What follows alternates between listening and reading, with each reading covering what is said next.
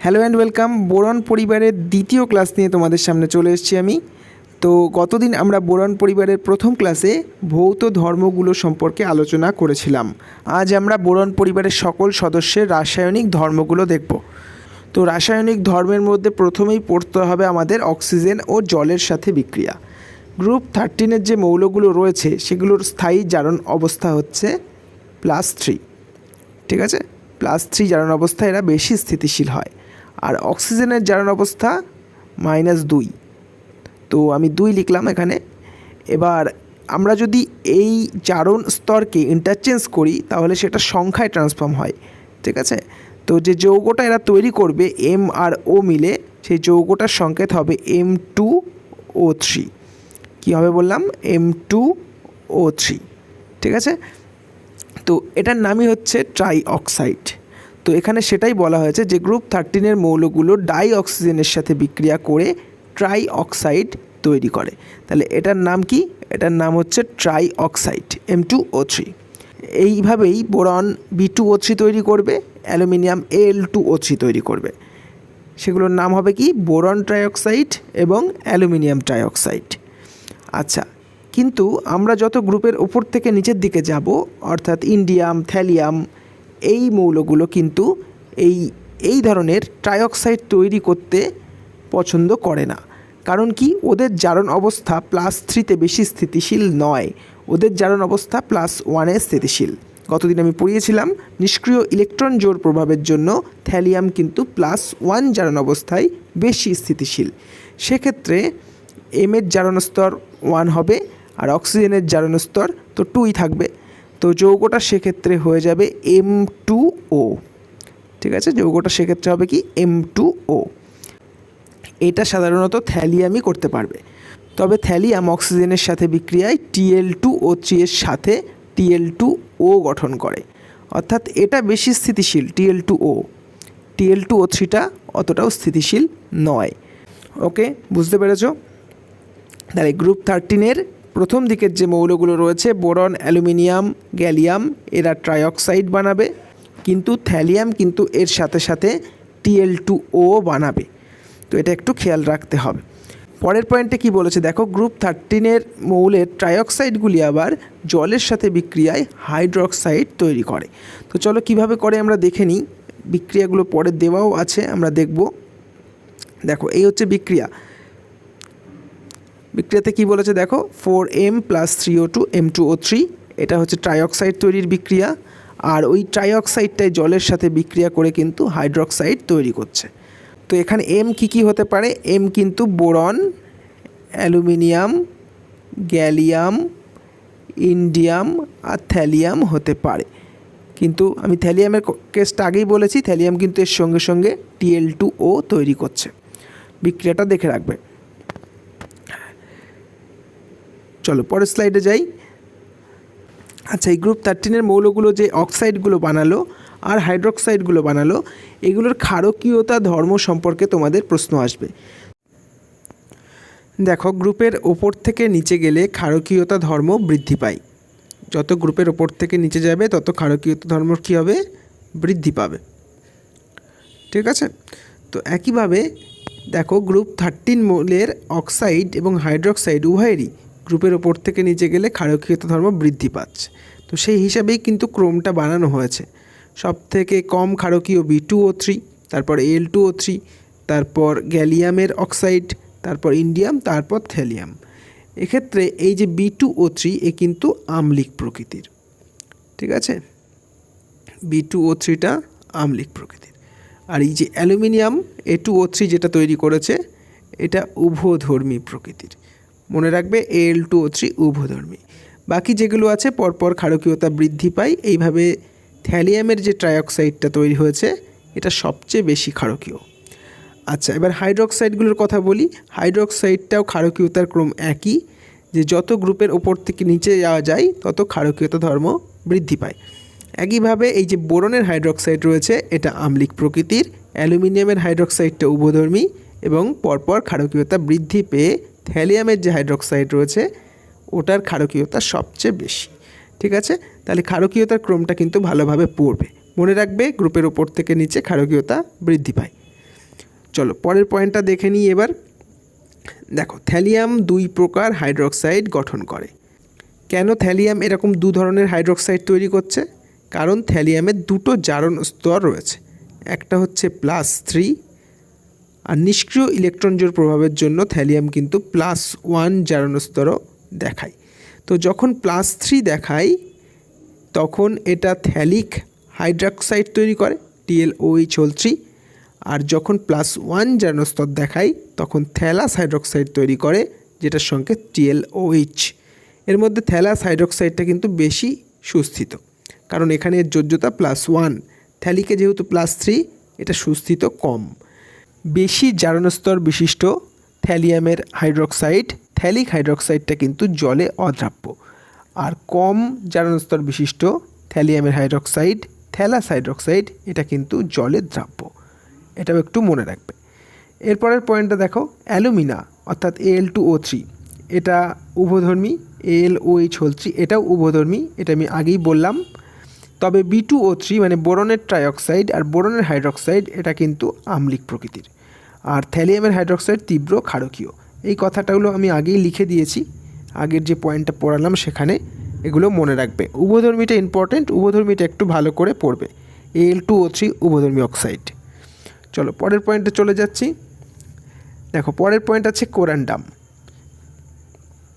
অনিয়তকার aluminium trioxide অর্থাৎ Al2O3, এইটাকে যদি 2000 কেলভিন উষ্ণতায় উত্তপ্ত করা হয় তাহলে যে শক্ত কেলাসাকার পদার্থ পাওয়া যাবে সেটাই কিন্তু কোরান্ডাম।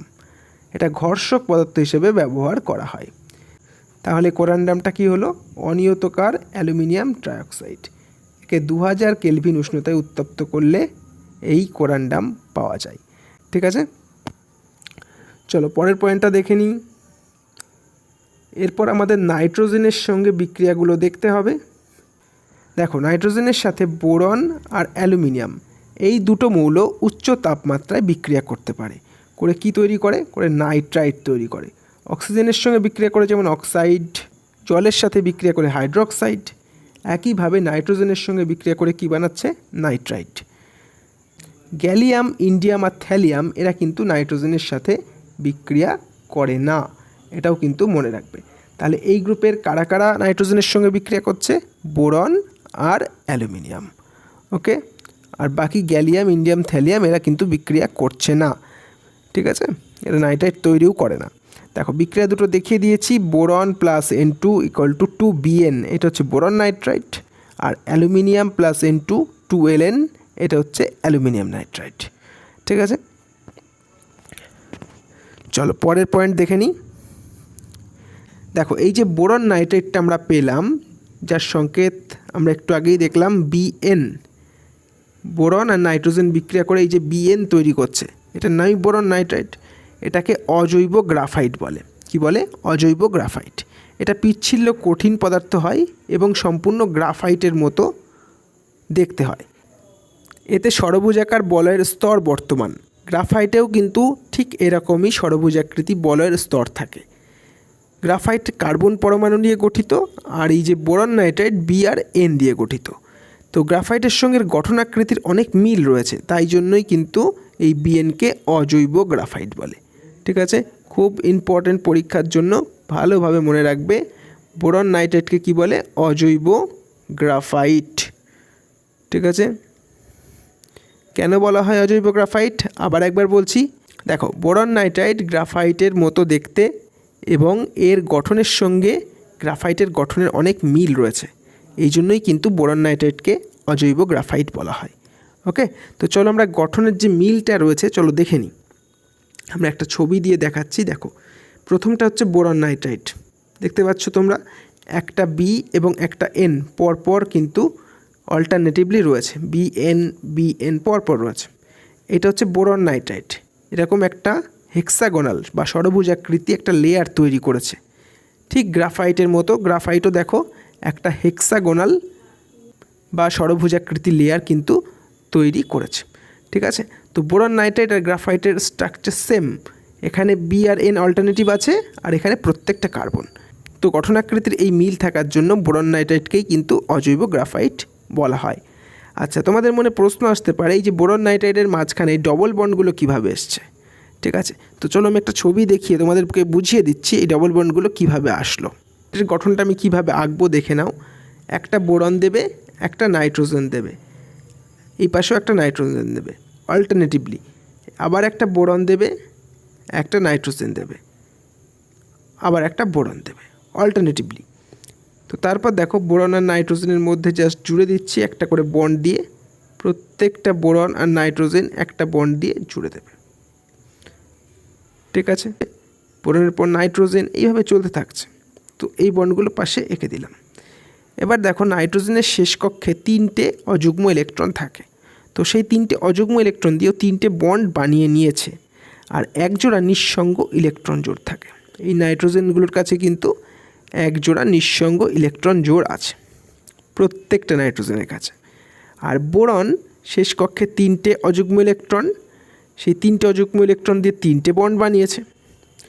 তো বোরনের কিন্তু অষ্টক পূর্তি হয়নি, দেখো 3 দুগুণে 6টা ইলেকট্রন আছে, কিন্তু নাইট্রোজেনের কাছে কিন্তু 3টে বন্ড আর একটা করে লোন পেয়ার 8টা ইলেকট্রন আছে, অষ্টক পূর্তি ঘটেছে।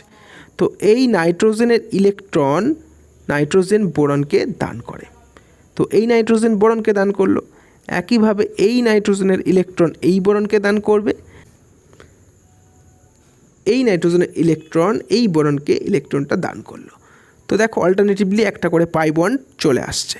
এই জন্যই কিন্তু বোরন নাইট্রাইটের স্ট্রাকচারে একটা করে পাই বন্ডিং অল্টারনেটিভলি রয়েছে। এটাই হচ্ছে বোরন নাইট্রাইটের গঠন।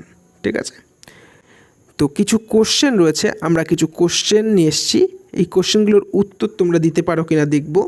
দেখো, অজৈব গ্রাফাইট হলো Al2O3 Bn H3BO3 নাকি BF3? কোনটা সঠিক উত্তর বলে ফেলো। অজৈব গ্রাফাইট কোনটা? অজৈব গ্রাফাইট Bn, বোরন নাইট্রাইটকে অজৈব গ্রাফাইট বলে। ঠিক আছে, Al2O3টা কি? Aluminium trioxide. এটাকে 2000 কেলভিন উষ্ণতায় উত্তপ্ত করলে কি পাওয়া যায়? কোরান্ডাম। ঠিক আছে, এটা থেকে কিন্তু কোরান্ডাম পাওয়া যায়। আচ্ছা, H3BO3 বোরিক অ্যাসিড আগেই বলেছি, আর BF3 হচ্ছে বোরন ট্রাইফ্লোরাইড। ওকে, এগুলোও কিন্তু একটু একটু করে মনে রাখবে। আর অজৈব গ্রাফাইট কোনটা বললাম? Boron nitrite Bn। চলো পরের প্রশ্ন, কোশ্চেন 2। গ্রুপ 13 কোন অক্সাইডটি উভধর্মী? P2O3 Al2O3 Ga2O3 নাকি Tl2O3? কোনটা উভধর্মী বলে ফেলো। আজকেই পড়িয়েছি, উভধর্মী অক্সাইড কোনটা? সঠিক উত্তর হবে অ্যালুমিনিয়াম ট্রাইঅক্সাইড Al2O3। Al2O3 কিন্তু উভধর্মী। B2O3 কি? B2O3 কিন্তু অ্যাসিডিক বা আম্লিক। ঠিক আছে, আর Tl2O3 এটা কিন্তু ক্ষারীয়। গ্রুপের ওপর থেকে নিচে গেলে ক্ষারকীয়তা বৃদ্ধি পায়। ওকে, তো মনে রাখবে Al2O3 উভধর্মী। তো আজকে যেটুকু পড়িয়েছি এর মধ্যে এই দুটো কোশ্চেন খুব ইম্পর্ট্যান্ট ছিল, এগুলো দেখে নেবে। তো চলো আজকের ক্লাস এখানেই শেষ করব। পরের ক্লাসে আমরা কিন্তু আরও বেশ কিছু রাসায়নিক ধর্ম নিয়ে আলোচনা করব। চলো, থ্যাংক ইউ সবাইকে, আজকে এখানেই শেষ করলাম।